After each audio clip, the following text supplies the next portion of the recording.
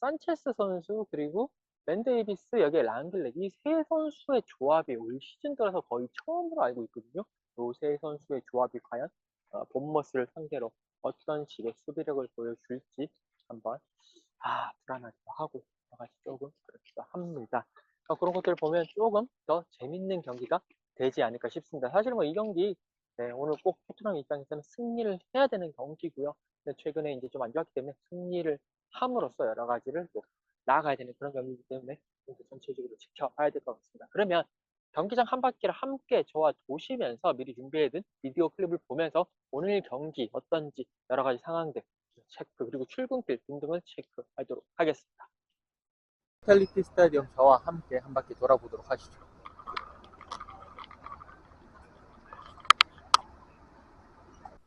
자, 우선 양팀 팀 뉴스부터 살펴보도록 하겠습니다. 토트넘은요, 히샬리송 선수 그리고 클루세프스키 선수가 여전히 부상 중입니다. 컨테 감독은 이게 언제 돌아올지 모르겠다라고 이야기를 했거든요. 그렇기 때문에 지금 토트넘은요, 공격수들 계속 쉽게 말해서 갈아 쓴다라고 하죠. 뭐 손흥민 선수라든지 케인 선수까지 계속 갈아 쓰는 그런 입장이 되겠습니다. 본머스는요, 레드 골키퍼가 계속 부상 중이고, 그리고 솔랑케가 골을 계속 좀 넣었는데 이 솔랑케 선수가 나올 수 있을지 없을지 불투명하다라는 그런 지금 상황이 되겠습니다. 자, 이제 토트넘이 조금 상황이 안 좋은데요. 토트넘이 지금 약간 팀 분위기가 좀 우울하죠. 프리미어리그 2연패를 당했습니다. 메뉴 원정 가서 졌죠. 그리고 또 뉴캐슬과의 홈 경기에서 또 패배를 하면서 지금 프리미어리그에서는 2연패를 당했고 모든 초점을 스포르팅 리스본과 챔피언스리그 홈 경기에 모든 초점 맞췄을 때 거기에서 승리를 해야 되는 그런 상황이었죠. 사실 그 주중에 열렸던 스포르팅 리스본과의 홈 경기에서는 토트넘이 승리만 했다고 하면 16강 진출을 확정 짓는 그런 상황이었습니다. 하지만 1대1 무승부에 그쳤고요. 마지막에 경기 그 막판에 해리케인 선수가 극장 역전골을 넣었어요. 그런데 주심이 VAR을 통해 가지고 결국에는 옵사이드를 판정을 했습니다. 그 옵사이드가 판정이 되면서 안토니오 콘테 감독은 엄청나게 항의를 했고 결국 그 자리에서 퇴장까지 당하게 되고요. 지금 안토니오 콘테 감독 같은 경우에는 다음번 마르세유와의 원정 경기에서도 나오지 못할 그런 상황에 직면해 있는 지금 아주 안 좋은 상황입니다. 팀 분위기가 전체적으로 좀 우울하기 때문에 토트넘으로서는 이 경기에서 꼭 승리를 가져가야지 그 다음 마르세유 원정에서 뭔가 중요한 경기를 앞두고 분위기 반전을 시킬 수 있는 그런 상황이거든요. 그런데 어떻게 될지는 아직까지는 잘은 모르겠습니다만 쉽지는 않은 그런 상황이라고 보실 수가 있겠습니다. 그 경기 사실 그 스포르팅 리스본과의 경기에서 전체적으로는 토트넘이 활발한 모습을 보여줬습니다만 결국 한 방을 얻어 맞았던 것이 가장 컸고요. 그 한 방 얻어 맞았던 것 때문에 토트넘이 스포르팅 리스본에게 완전히 끌려가는 경기를 했고 결국에 이제 벤탄쿠르 선수가 동점골을 집어 넣으면서 1대1로 비기긴 했습니다만 그 동점골 하기 전까지는 이제 전체적으로는 좀 답답한 경기를 했었다. 손흥민 선수 같은 경우에도 열심히 뛰었습니다만 결국 공격 포인트를 기록하지 못했던 그런 상황이었습니다. 그러면 이 스포르팅 리스본과의 경기, 토트넘 팬들이 경기 후에 분통을 터뜨렸는데 특히 뭐 VAR 상황에 대해서도 상당히 분통을 터뜨렸고 전체적으로 경기력이 안 좋았다라는 이야기를 했는데 토트넘 팬들 어떤 이야기를 했는지 한번 살펴보도록 하겠습니다. First half, very poor first half. Second half sort of played took a bit longer to get going than I would have liked, kind of thing, but started playing a bit better, a bit more busy. The subs helped as well, didn't they? But yeah, no, agreed. First half, poor. Made the difference with Gill coming on, I suppose, and tough in the 95th minute to not get that goal. I haven't seen it on telly yet, so it might be off, but I didn't think it was offside when I was watching it originally. But these things happen, do you know? I think Spurs were absolutely robbed. The VAR had to go down to pixels to determine the offside, and I think when it's that close, you just give the goal. Especially in the circumstances, I think Spurs were absolutely robbed. And I think the fact that Spurs have to win or draw on Marseille away next week, and if not, they go to the Europa League, I think it's scandalous. Look, I just have to agree with Fionn there on that one. Absolutely shocking behaviour. Shocking altogether. There are a few bright points to the match though. Christian Romero played like the best centre-back in the world. Brian Gill played like Messi. and Højbjerg was playing like a prime Iniesta. So there were a few bright points to the game, and I'm actually confident going to Marseille next week, but it was a tough game. Just have to agree with everything he said there. He's spot on, that fella. Yeah, that's all I have to say about the game. Is that everything you have to say? Yeah, I think so. Thought first half very poor, very slow. Second half we really picked it up well. Obviously 1-0 down, you've got to work hard to drive out the result, and of course at the end it was very disappointing that goal got disallowed on VAR. But it's one of those things, you know. I think it's pretty good. Look, 1-1 draw, it's pretty good. We can have Marseille, easy peasy. It's true. I think 1-1 is a good result, actually. Rather than losing, we could have lost 1-0 easily. We could have lost 2-0. Marcus Edwards, good goal, ex-Tottenham player. But we could have also won about 3-1 on the night, to be fair. Bit of urgency, I suppose, in the first half. We take ages to get across the pitch, playing across the lines. Bit of pace up front, maybe, like dropping wide. You can see the fullback's got 2 men on him, and there's no support. Looked better in the second half, but still just missing that final ball through the gap, and the pace. No spirit, no fight in the first half, sort of thing. No interplay between the lines. It's sort of defence, midfield, and attack were all isolated. No linking up at all, sort of thing. Yeah, we need to sort of double up on them, and yeah, just that team spirit I feel like is missing. Lack of confidence, but I don't know where that's come from. Sort of thing. I had 2 losses in a row, but you know, it wasn't there against United, and that was on the back of a win streak. So yeah, just a bit gutting, but I mean that second half was a bit more positive, I guess. I think first half now we were very poor. They were just cutting through us. Second half was a bit better, but still nothing great. I think Emerson is absolute dog shit. I think the referee was missing from the game in the second half anyway. I think he was harsh on Spurs, but at the same time Spurs just had no direction. They didn't know what they were doing in the first half. They just seemed like a bunch of headless chicken. They seemed like they were scared to attack the Sporting Lisbon defence, which is kind of stupid. And then our own academy graduate, Marcus Edwards, scores a beautiful finish on us. That's unacceptable. How can you let a player like that go? It's ridiculous. And that right back they had, Spurs are in a right back crisis. We've Emerson at right back. We should be signing Pedro Porro this summer if we're an ambitious club. That's what I think. Oh, just energy. Yeah, first half energy. Second half we should have done a lot more with the ball. You know, a few more shots on target, and I think we would have got the result today. Ooh, good question. I'd say a bit of creativity through the midfield. I think when Brian Hill came on, he actually played pretty damn good. Opened up the side of it, crossing in more, made it more competitive. I think Lucas Moura was a bit dry, didn't have creativity at all. That's what I think was missing, creativity. 자, 이렇게 스포르팅 리스본과의 경기에 대한 여러 가지 리액션들을 좀 살펴봤고요. 손흥민 선수 또 본머스전에는 어떤 모습을 보였는지 한번 짚어보도록 하겠습니다. 사실 본머스가 계속 2부 리그 있다가 1부 리그 왔다가 다시 2부 리그 내려왔거든요. 그러면서 최근에 이제 다시 1부 리그로 복귀를 했기 때문에 손흥민 선수는 본머스를 상대로 그렇게 많은 경기를 하지는 않았습니다. 총 8번, 본머스를 상대로 총 8경기에 나섰는데요. 그래도 강했습니다. 총 8번 나서면서 5골 2도움을 기록을 했거든요. 그러면서 5골 2도움을 넣으면서 토트넘이 5승 2무 1패를 하는데 주도적인 역할을 했다라고 말씀을 드릴 수가 있겠습니다. 근데 이제 문제가 뭐냐면 요 1패가 하나 있거든요. 요 1패가 언제냐면 토트넘이 2019년 5월 4일이었을 거예요.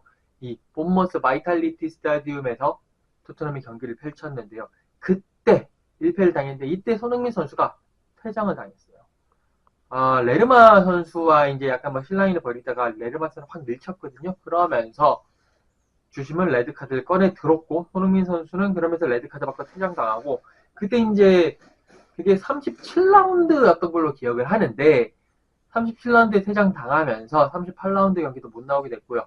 그 시즌 2018-2019 시즌 프리미어 리그는 그것을 끝으로 완전 프리미어 리그는 완전히 끝난 그런 상황이 되겠습니다. 그리고 이제 챔피언스 리그에 집중을 했죠. 챔피언스 리그에 이제 아약스 원정 갔다 오고 아약스와의 4강전 갔다 오고 결승까지 가면서 마드리드에서 리버풀과의 결승전까지 했었는데 어쨌든 그때 본머스를 상대로는 퇴장을 당하면서 패배를 막지 못했다. 그때 이제 손흥민 선수만 퇴장당한 게 아니라 또 후안 포이스까지 퇴장을 당하면서 결국 토트넘은 그 당시 경기에서 0대1 패배를 당했었다. 라는 것을 한번 기억을 해 주시면 좋을 것 같습니다. 이번에도 레르마 선수가 나올 거기 때문에 레르마 선수를 상대로 또 손흥민 선수 이제는 뭐 성숙했기 때문에 뭐 그런 사건은 안 벌이겠지만 그래도 그런 가슴 아픈 기억이 있었다라는 걸 말씀을 드릴 수가 있겠습니다. 자, 그러면 손흥민 선수 출근길 한번 또 저희와 함께 보도록 하겠습니다.